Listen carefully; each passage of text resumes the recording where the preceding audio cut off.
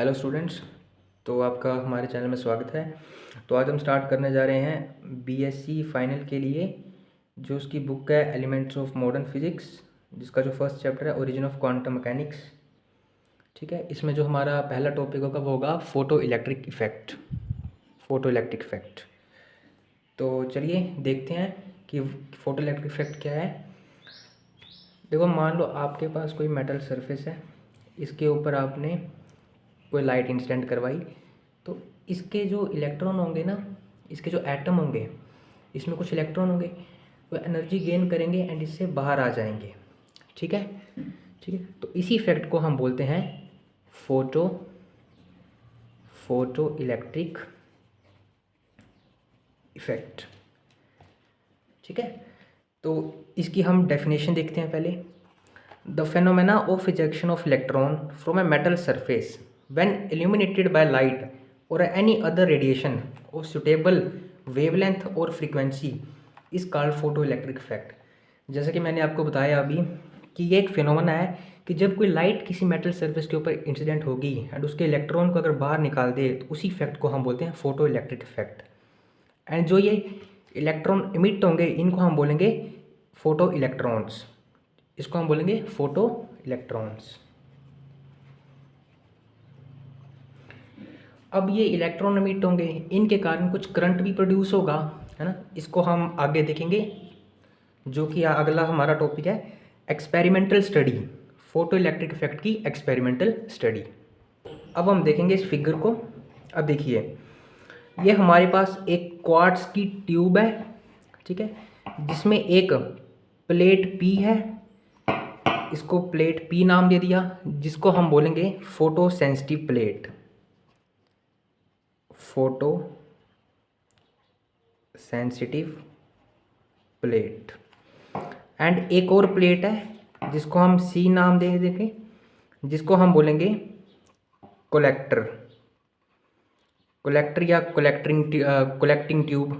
ठीक है, अब इस प्लेट को फोटो सेंसिटिव इसलिए बोला गया है क्योंकि जैसे ही लाइट इसके ऊपर इंसिडेंट होगी वैसे ही इलेक्ट्रॉन इमिट हो जाएंगे। ठीक है, और यहाँ पे एक विंडो है जिसको W नाम दे दिया गया है। ठीक है, और साथ में यहाँ पे एक वोल्ट मीटर है और साथ में एक बैटरी है जिसको 20 डिनोट कर दिया गया है, और साथ में एक रेजिस्टेंस है जिसका जो मिड पॉइंट है वो अर्थ किया गया हुआ है। ठीक है, और यहाँ आपके पास माइक्रोमीटर है। ठीक है, एंड जो ये ट्यूब है, जो कि फोटो सेंसिटिव प्लेट भी है इसके पास और साथ में कलेक्टर भी, इस पूरी असेंबली को हम बोलेंगे फोटो ट्यूब। इस पूरी असेंबली को हम फोटो ट्यूब बोलेंगे, फोटो ट्यूब। ठीक है, अब देखो इसका फोटो इलेक्ट्रिक इफेक्ट का प्रोसीजर क्या होता है। अब देखो, मान लो आपके पास कोई सोर्स है लाइट का, यहाँ से मान लो वो है एस सोर्स। ठीक है, सोर्स। अब जैसे ही जो लाइट होगी वो इस फोटो सेंसिटिव प्लेट के ऊपर पड़ेगी, ठीक है, तो क्या होगा, फोटो इलेक्ट्रिक इफेक्ट होगा। तो वहाँ से जो इलेक्ट्रॉन होंगे, ये इलेक्ट्रॉन, ठीक है, ये कलेक्टर की तरफ जाना स्टार्ट कर देंगे क्योंकि कलेक्टर हमारा है पॉजिटिव पोटेंशियल पे। ठीक है, अब इलेक्ट्रॉन के पास नेगेटिव चार्ज है तो वो कहाँ जाएगा, सी के पास, कलेक्टर के पास, क्योंकि उसके पास पॉजिटिव चार्ज है। अब जैसे ही इलेक्ट्रॉन सी के पास जाना स्टार्ट हो जाएंगे, करंट फ्लो करेगा। एंड हमें पता है कि अगर इलेक्ट्रॉन इस तरफ जा रहे हैं तो करंट उसके अपोजिट फ्लो करेगा, मतलब करंट की डायरेक्शन इस तरफ होगी। ठीक है, करंट की डायरेक्शन यहाँ से यहाँ तरफ होगी। ठीक है, ठीक है। अब हम इसको देखेंगे कि इसकी जो एक्सपेरिमेंटल स्टडी है उसमें आपने एग्ज़ाम में कैसे लिख के आना है, अगर पूछी गई एग्ज़ाम में। तो देखो, it consist of a simple quartz tube T with a photosensitive plate P called emitting electrode, and the other electrode C is called collecting electrode. This tube with electrodes is called phototube। जैसे कि मैंने आपको बताया, ये आपके पास photo sensitive plate P है and ये collector, ये जिसको आप बोल सकते हैं कलेक्टिंग इलेक्ट्रोड। ठीक है, इसको हम, ये जो P होगा इसको हम एमिटिंग इलेक्ट्रोड भी बोल सकते हैं, एमिटिंग इलेक्ट्रोड। क्योंकि इलेक्ट्रॉन हमारे यहाँ से एमिट हो रहे हैं और यहाँ पे जाके कलेक्ट हो रहे हैं, तो इसको हम बोलेंगे कलेक्टिंग इलेक्ट्रोड। ठीक है। एंड ये जो पूरी असेंबली होगी इसको हम बोलेंगे फोटो ट्यूब। ठीक है, फोटो ट्यूब। एंड नेक्स्ट है a battery B is connected to resistance R the mid point of which is earthed so that plate P is at zero potential. एक जो बैटरी होगी वो एक रेजिस्टेंस के साथ कनेक्टेड होगी जिसका जो मिड पॉइंट है, ठीक है, वो नीचे की तरफ अर्थ कर दिया गया होगा। ठीक है। अब बोलते हैं कि जो collector C can be maintained at desired positive and negative potential with respect to P. ये जो कलेक्टर है ना, इसको हम पॉजिटिव भी बना सकते हैं, नेगेटिव भी बना सकते हैं। ठीक है। अब क्या होगा, इन दोनों के बीच का जो पोटेंशियल डिफरेंस होगा, the potential difference between the electrode P and C can be measured by a voltmeter and current flowing in the circuit by millimetre.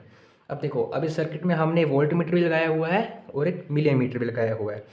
अब जो पोटेंशियल डिफरेंस होगा between P and C can be measured by the voltmeter V and the millimetre mu A. ठीक है। ठीक है, तो यही simple procedure होगा इसका। देखो, when UV light is made to fall on photosensitive plate P, it emits electrons which are collected by the collecting plate C and current flow in the circuit as indicated by micrometer। जैसा कि मैंने आपको बताया कि जैसे ही light इसके ऊपर incident होगी, फोटो इलेक्ट्रिक इफेक्ट या फोटो इलेक्ट्रिक इफेक्ट का जो फिनोमेना होगा वो होगा जिसके कारण इलेक्ट्रॉन यहाँ से इमिट होंगे, ये इलेक्ट्रॉन आपके इमिट हुए यहाँ से, और ये कलेक्टिंग इलेक्ट्रोड, ठीक है, जो कि पॉजिटिव पोटेंशियल होगी उसकी तरफ अट्रैक्ट हो जाएंगे एंड जिस कारण क्या होगा, करंट फ्लो करेगा इस अपोजिट डायरेक्शन में। क्योंकि आपको पता है कि जो करंट है वो इलेक्ट्रॉन की अपोजिट डायरेक्शन में फ्लो करता है। तो इसका बेसिक सा प्रिंसिपल है ये। ठीक है, आप एग्जाम्स में ये लिख के आ सकते हैं, आपको फुल मार्क्स मिलेंगे। ठीक है। अब हम अगला देखेंगे कि इसका फोटो इलेक्ट्रिक इफेक्ट है, इसका वेरियस जो टर्म्स होंगी उनके ऊपर क्या क्या इफेक्ट होगा। ठीक है। तो अब हम देखेंगे effect of intensity of light on photo electric current. अब देखो, यहाँ पे हमने ग्राफ प्लॉट किया गया है फोटो इलेक्ट्रिक करंट और इंटेंसिटी ऑफ इंसिडेंट रेडिएशन के। देखो, इसका बड़ा सिंपल मीनिंग है, बोलता है जैसे हम इंटेंसिटी ऑफ इंसिडेंट रेडिएशन, जैसे जो इंसिडेंट रेडिएशन की जो इंटेंसिटी होगी उसको हम इंक्रीज़ करेंगे तो क्या होगा, जितने number of the photo electron emit हो रहे होंगे वो भी इंक्रीज होंगे, तो जिस कारण क्या होगा, जो करंट होगा फोटो इलेक्ट्रिक करंट वो भी इंक्रीज होगा। अब देखो,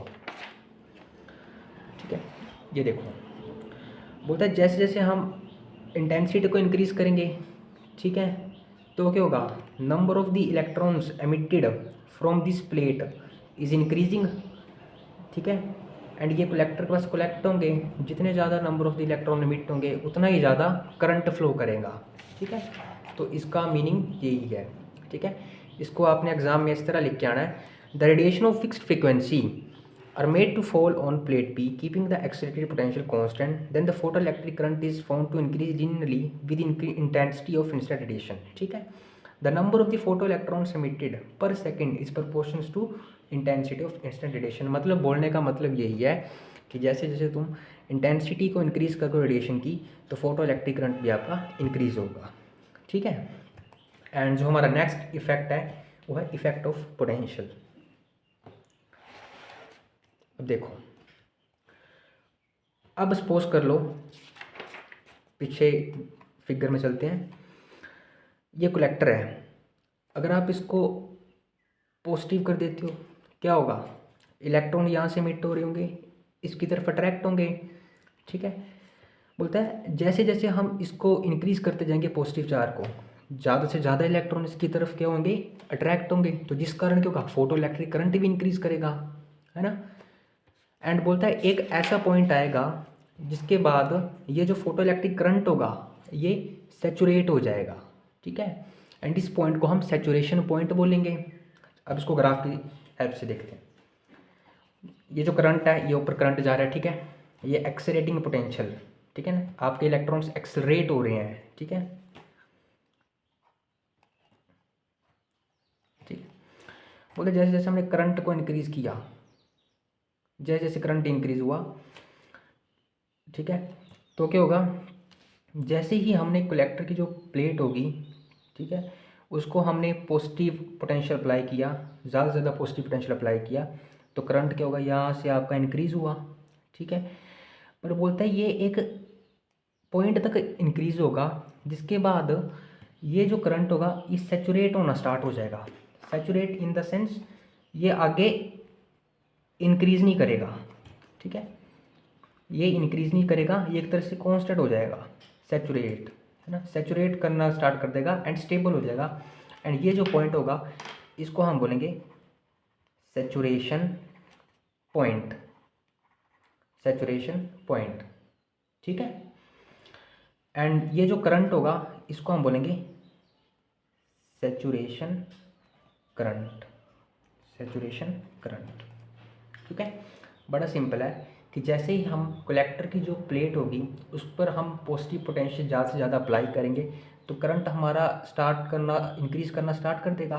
बट ये इंक्रीज़ करेगा एक पॉइंट तक, एक पॉइंट तक इंक्रीज़ करिया, फिर उसके बाद ये स्टेबल हो गया, सैचुरेट हो गया, एंड इस पॉइंट को हम बोलेंगे सैचुरेशन पॉइंट।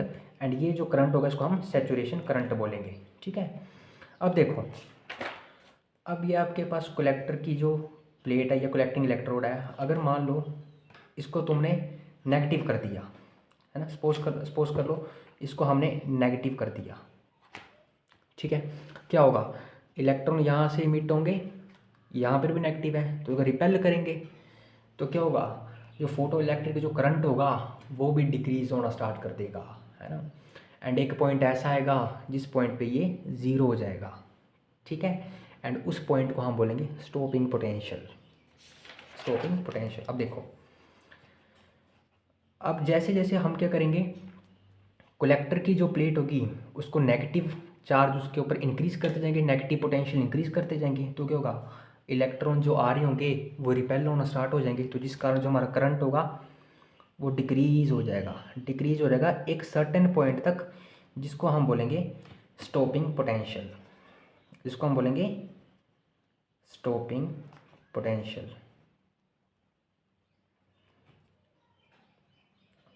ठीक है, इसको हम बोलेंगे स्टॉपिंग पोटेंशियल। अब देखें इसका एग्ज़ाम में आपने कैसे लिख के आना है, ठीक है। ये देखो पता है, as show in figure if we make the collector plate more positive it will attract more number of electrons, therefore photoelectric current will increase but it will increase up to a certain point called saturation point, ठीक है। जैसा कि मैंने आपको बताया, अगर collector की plate को हम पॉजिटिव पोटेंशियल अप्लाई करेंगे तो फोटोइलेक्ट्रिक करंट इंक्रीज तो होगा, बट वो एक सर्टेन पॉइंट तक इंक्रीज होगा जिसको हम बोलेंगे सैचुरेशन पॉइंट, ठीक है। अब ये सैचुरेशन जो करंट होता है वो क्या होता है, देखो, द मैक्सिमम वैल्यू, ठीक है, the maximum value of photo electric current eight A given fixed frequency and intensity is called saturation current. Photo electric current की जो मैक्सिमम वैल्यू होगी किसी इंटेंसिटी या फ्रीक्वेंसी के ऊपर जो फिक्स्ड होगी उसी को हम सैचुरेशन करंट बोलेंगे, ठीक है। जो सैचुरेशन पॉइंट होगा उसके बाद क्या होगा, फोटो इलेक्ट्रिक जो करंट होगा वो आपका स्टेबल हो जाएगा एंड सैचुरेट करेगा, ठीक है। जैसे कि मैंने आपको बताया कि ये हमारा सैचुरेशन पॉइंट है, इसके बाद फोटो इलेक्ट्रिक करंट सैचुरेट करेगा और स्टेबल हो जाएगा, ठीक है। एंड अगला है वो है if we reverse the battery that is now the plate C is at negative potential, therefore it will repel the photoelectrons and current start decreasing become zero for a certain negative potential V naught of plate C, ठीक है, जिसको हम stopping potential बोलते हैं, जिसको हम stopping potential बोलते हैं। The value of retarding potential at which the photo electric current become zero is called stopping potential.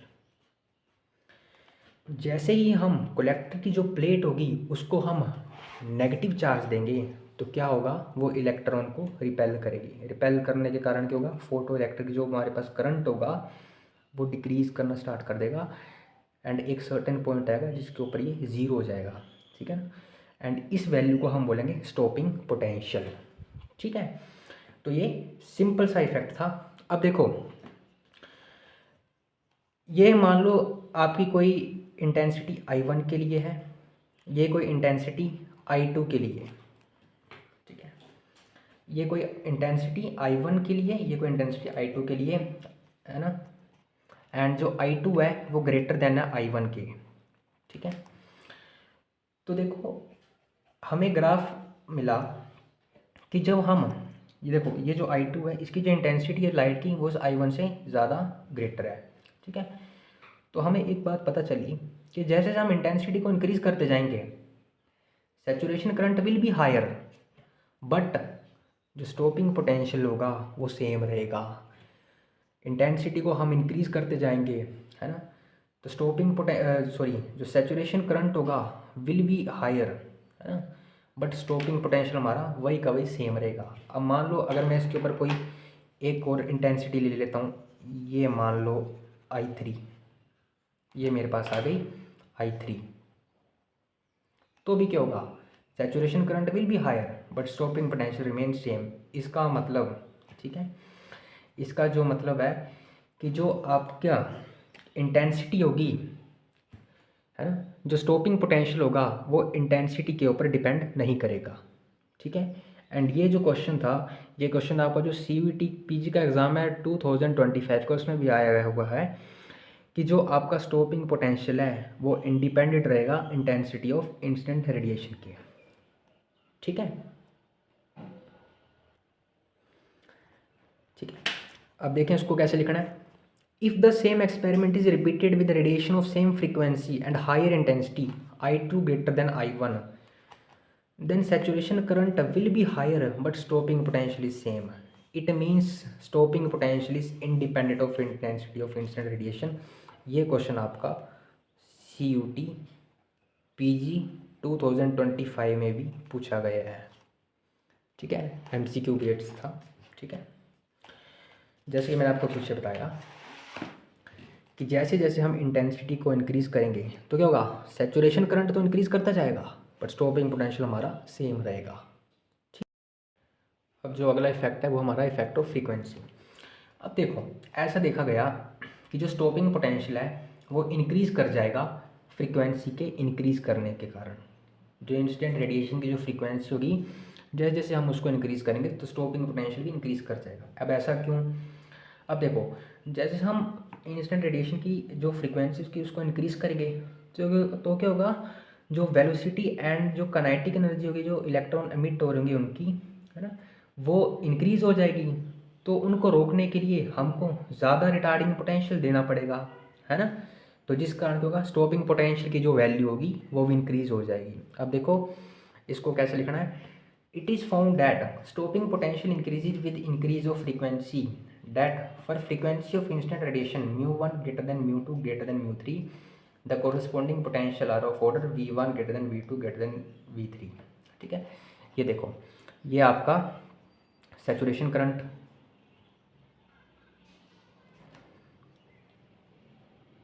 ये आपका सैचुरेशन करंट, ठीक है, एंड ठीक है ये आपकी फ्रीक्वेंसी है इंसिडेंट रेडिएशन की, ये mu1 greater than mu2 greater than mu3, ठीक है। ये mu1 ये ग्रेटर है mu2 से, mu2 ग्रेटर देन है mu3 से।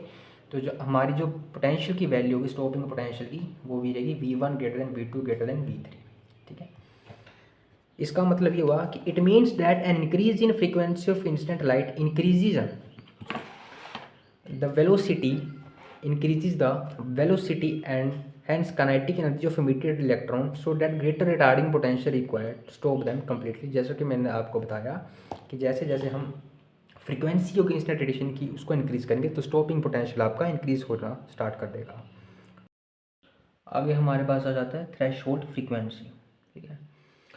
बोलते हैं कि एक फ्रीक्वेंसी की एक ऐसी मिनिमम वैल्यू एग्जिस्ट करती है कि अगर इंसिडेंट रेडिएशन की जो फ्रीक्वेंसी होगी उस मिनिमम वैल्यू से कम होगी तो जो फोटो इलेक्ट्रिक इफेक्ट है या जो फोटो इलेक्ट्रॉन का जो एमिशन है वो पॉसिबल नहीं होगा, फोटो इलेक्ट्रिक इफेक्ट नहीं होगा। एंड जो मिनिमम वैल्यू होगी उसको हम बोलेंगे थ्रेशोल्ड फ्रीक्वेंसी, ठीक है। एंड ये जो फ्रीक्वेंसी होगी इस पे जो स्टॉपिंग पोटेंशियल होगा वो ज़ीरो होगा, ठीक है। तो इसको हम बोलेंगे थ्रेशोल्ड फ्रीक्वेंसी। इसका हम ग्राफ देखेंगे स्टॉपिंग पोटेंशियल और फ्रीक्वेंसी ऑफ इंसिडेंट रेडिएशन। तो ये ग्राफ ओरिजिन से स्टार्ट नहीं होगा, ये थोड़ा आगे को शिफ्ट होके हो स्टार्ट होगा। एंड ये जो पॉइंट होगा इसको हम बोलेंगे थ्रेशहोल्ड फ्रीक्वेंसी। मतलब अगर इंसिडेंट रेडिएशन की जो फ्रीक्वेंसी होगी इस पॉइंट से कम हुई तो फोटो इलेक्ट्रिक एमिशन नहीं होगा। ठीक है, ठीक है। तो ये था हमारे पास थ्रेशहोल्ड फ्रीक्वेंसी। अब देखिए इसका एग्जाम में कैसे लिख के आना आपने। There is a certain frequency we note for which the stopping potential is zero, this is called threshold frequency. For a given metallic surface, there is a minimum value frequency of incident radiation called threshold frequency, below which there is no photoelectric emission, whatever may be the intensity of incident radiation. आप चाहे intensity को जितना मर्जी increase कर दो, but अगर threshold frequency से जो इंसिडेंट रेडिएशन की फ्रीक्वेंसी वो कम होगी तो फोटो इलेक्ट्रिक एमिशन पॉसिबल नहीं होगा। ठीक है, तो आज के लिए बस इतना ही। आई होप आपको समझ आया होगा। ठीक है, टेक केयर, गुड बाय।